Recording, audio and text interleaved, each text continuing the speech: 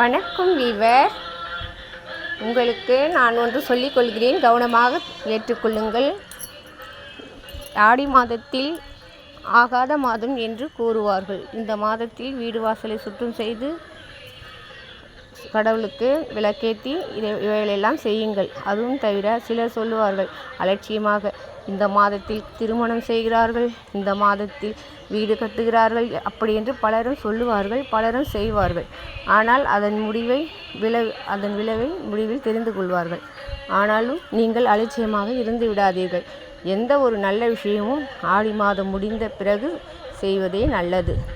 ஆனாலும் நீங்கள் இந்த மாதம் ஆடி மாதம் ஆகாத மாதம், இதில் நோய்களும் கஷ்டங்களும் பண கஷ்டம் நஷ்டங்கள் பல ஏற்படும். இதையெல்லாம் விதியின் மீது போட்டு விடாதீர்கள். புத்திசாலித்தனமாக நீங்கள் எந்த கோயிலுக்கு செல்கிறீர்களோ அந்த கோயிலில் கடவுளிடம் தஞ்சம் கொள்ளுங்கள், அடைக்கலம் கொள்ளுங்கள். அதற்கு பின்பு இந்த ஆடி மாதம் நம்மை அசைக்கவே முடியாது. மிக்க நன்றி.